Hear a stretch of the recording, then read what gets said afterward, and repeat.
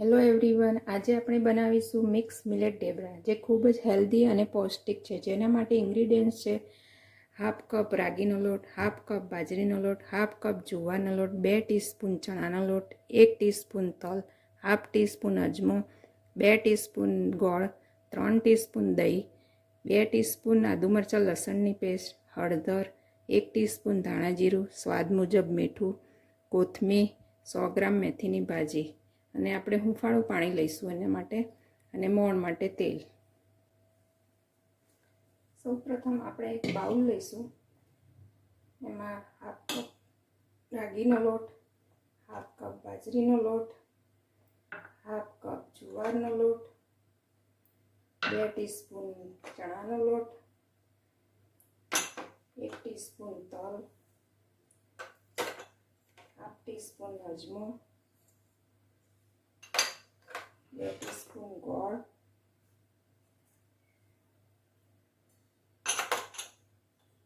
3 teaspoon દહીં, 2 teaspoon આદુ મરચાં લસણની પેસ્ટ, હળદર, ધાણા જીરું પાવડર, સ્વાદ મુજબ મીઠું, ચોપ કોથમીર અને મેથીની ભાજી.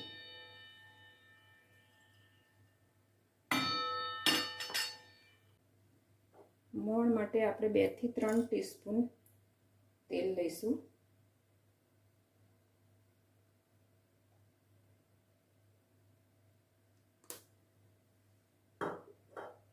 હવે આપણે આ બધું જ મિક્સ કરી લઈએ.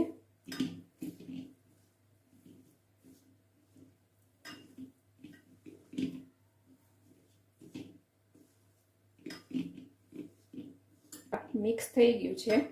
હવે આપણે એને હૂંફાળા પાણીથી લોટ બાંધીશું. થોડું થોડું પાણી ઉમેરતા જઈશું અને લોટ બાંધતા જઈશું.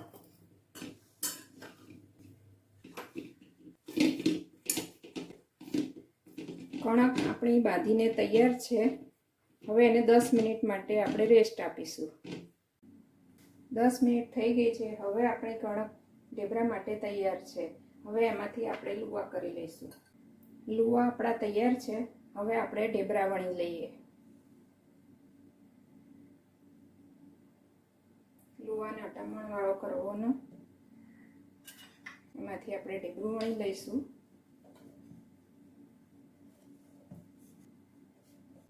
ઢેબરું આપણું વણીને તૈયાર છે. હવે એને તવી પર શેકવા મૂકીશું.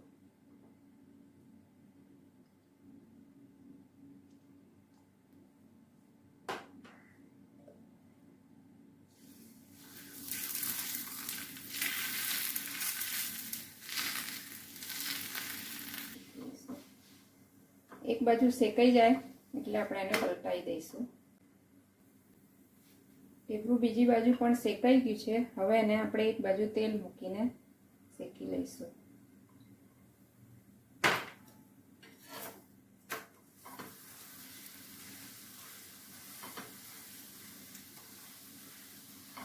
તેને પલટાઈને બીજી બાજુ પણ શેકી લઈશું.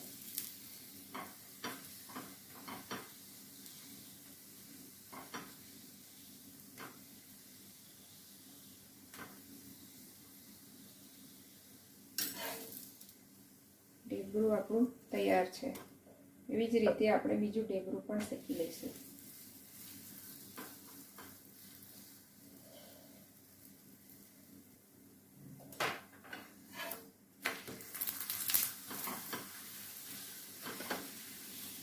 ઢેબરા શેકાઈને તૈયાર છે. મિક્સ મિલેટમાંથી બનતા હેલ્ધી અને પૌષ્ટિક ઢેબરા તૈયાર છે, જે આપણે બ્રેકફાસ્ટ અને ડિનરમાં લઈ શકીએ છીએ.